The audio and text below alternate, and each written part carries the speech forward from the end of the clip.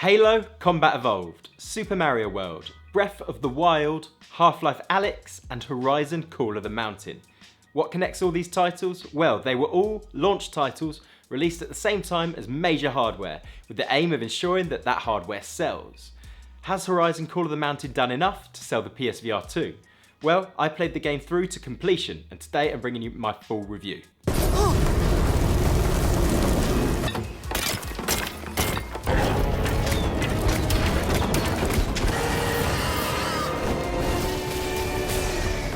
It's clear as soon as you fire up Horizon Call of the Mountain that the visuals are something special. Sony is able to showcase that OLED panel and those bright, clear HDR colours. And it does an amazing job of it. You're instantly immersed in this new world. A world that to many of us is familiar but not in this form. Feels like a dream to finally set foot into this dynamic landscape. But under further inspection, not everything is quite as pretty as it originally seems. Whilst Horizon does showcase all that's good about the PSVR visuals, it also showcases some of the shortcomings. The screen door effect driven by the OLED panels is quite clear when you look for it. You can see this kind of faint dotting veil that seems to sit over everything you see. For me, this wasn't enough to disturb my playtime, and I do think even with this little caveat, everything looks so much more vibrant than it has in any other format. As you progress through the story, you do also notice a little bit of artifacting. Now the game uses asynchronous space warp so that it can ensure you get the full 120Hz refresh rate of the PSVR 2. And it does that by filling in the gaps of the frames that it can't natively render. Now when you're looking at a static object, this isn't very obvious, but when you've got moving characters on the screen, it can create a slight kind of blurring halo effect around the edges of the characters. Now I'll be honest, I almost never noticed this during standard gameplay, but it always felt quite clear in the little cutscenes when you stood around the camp talking to the other NPCs. The game itself is very graphically intense, and if you'd have told me earlier in the year that the PSVR 2 would be able to render these kind of graphics, I'd have said you were lying. The PS5 didn't feel like it would be up to the job, but it achieves this through the use of foveated rendering. They cleverly focus the clearest graphics on exactly what you're looking at any point. The headset uses the built-in sensors to ensure it knows exactly where you're looking, and it does it so smoothly. It's a fantastic addition to the game. This really does seem to be a strong point of the PSVR 2 coming up against things like the Quest 2. The scale of the game can be absolutely mind-blowing. Some of the environments are so vast, you're climbing these massive peaks. And when you're interacting with these enormous machines, it really hits hard. Whether you're scaling a tall neck or coming up against a giant thunderjaw, it really can be shocking. If you're fairly new to VR, this really will open your eyes to the massive possibilities. And the fact that this can all be run through a console and just one wire is testament to how far VR has come. The gameplay is very linear, but it is fun.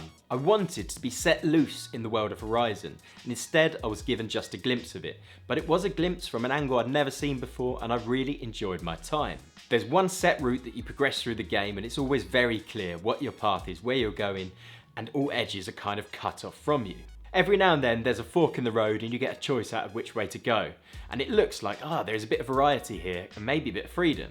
But those paths soon converge. It's usually only for a few feet and there's not much difference to be seen on either side. The combat itself is very, very good, but it is bow and arrow focused.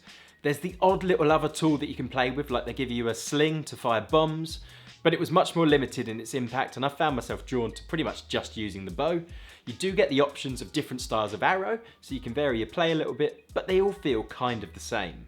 There's two types of combat. Firstly, when you come against an enemy or a group of enemies out in the field, often they'll be used to try and force you into a bit of stealth play, but you can choose to take those on with your bow and arrow and you can just pick them off from a distance. The main way that you'll be taking part in battles is in an arena.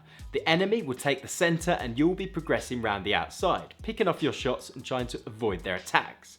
It is all quite simple and it is all quite repetitive, and if I'm honest, by the end of it, it became a little bit easy. The final boss fight was an absolute walk in the park. There are some challenging battles, such as when they put in multiple enemies around the battlefield, or you take on a giant thunderjaw who's giving you everything he's got. But if you just stay calm, put your head down and avoid their shots, everything does still feel kind of too easy. That being said, I never got bored of using my bow and arrow. Now the game uses aim assist when you're taking your shots, but not in the standard way like a shooter might use aim assist. Many console games will kind of snap on your aim when you're using a joystick and you're getting it near to an enemy. But Horizon doesn't stop there. It uses the eye tracking to ensure that your shots go where you're looking, and that feels like such a superpower. Honestly, you feel like Hawkeye, as you're just picking off these ridiculously hard shots right across the field. It feels so intuitive because the shots are going exactly where you want them to. It doesn't feel sort of artificial. When you're not in battle, the majority of your time will be spent climbing.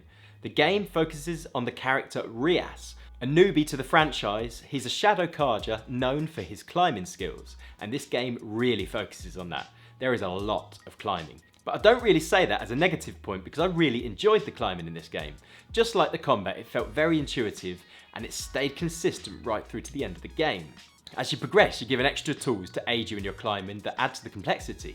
Whether it's a set of pickaxes to scale some walls, or it could be a grappling hook to swing across some really large valleys. I have to say, I found this a lot of fun. Combine that with some larger than life jumps and the game really does get quite exciting. The story was kind of fine, it's nothing to write home about, the cutscenes weren't that exciting and I never really felt that engaged with the character. I have to be honest, if this was a full Horizon game, I feel like this would have been 1 or 2 quests out of maybe 20 or 30.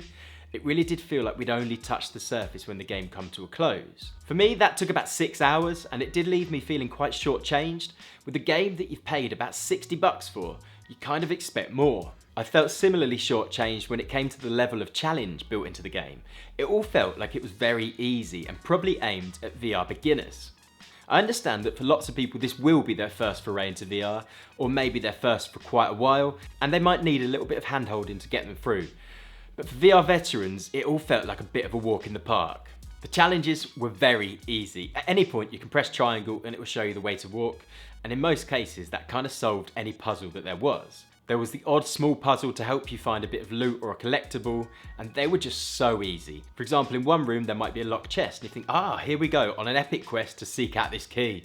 But then just a few feet away there's the key, sat next to the chest, and it's all just a bit flat. I also get the feeling that they might have removed some of these challenges to purposely make it easy for people stepping into VR. There's a couple of scenarios where it felt like a bit of the puzzle was missing. You have to use a key to get into a room to find a chest, and when you get in there, that chest has got a hole for a lock. But you go to open it and it just opens. There's no key required. And similarly, there's a section with a large number of ballista catapults that you have to use to blast your way through a door. Now you're able to rotate them and move them up and down. You rotate the one that's easily accessible, blast through the door, and then you see all the rest and you think, right, now what do I need to do to open the next stage? But there is no next stage. I actually looked around for ages thinking I must be missing part of the puzzle, and I wasn't. That's all there was. For me, the game actually suffers from being attached to the Horizon name. The flat panel Horizon games are so polished and so enjoyable. They're these vast open worlds that you can lose weeks in, and this game was just nowhere near that. Maybe if you're new to VR, you'll get a lot more out of the game. Maybe I blasted through in 6 hours because I knew what I was doing, I'm used to the mechanics. Maybe if you're new to it, it would take you multiple attempts to get past some of the battles, and you might find the climbing stages much more challenging. Once you're done with the main game, there are some extra challenges you can jump into, but again, they're all quite easy and they're simple to blast through in a very short amount of time. The VR physics are amazing. Everything can be interacted with and it all feels the way it should feel. Objects feel weighty, pots will break when you drop them, and you can even pick up instruments and play a little tune. There's a crafting aspect to the game that I really did enjoy. Every time you get a new tool or you need a specialist style of arrow, you have to actually create it. And sometimes that can be quite a complex process, including putting multiple parts together and even wrapping your own binding and rope. I thought this was a really nice touch that added a lot to the game. So is this enough to sell a headset? Well, it does a fantastic job of showcasing the tricks of the PSVR 2 with the eye tracking, the foveated rendering and the HDR. If you're new to VR, I really do think it will be a mind-blowing VR experience.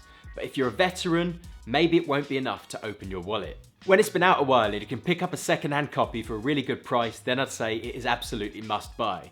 But if you're just getting the headset now, and maybe this is the only game you can afford to get at launch, then you might find yourself on day 2 or 3 with nothing left to play. It really does stand out in stark contrast to a game like Half-Life Alyx that launched with the Valve Index. Alyx felt like a full AAA game with a massive, open and varied world that you're set loose in.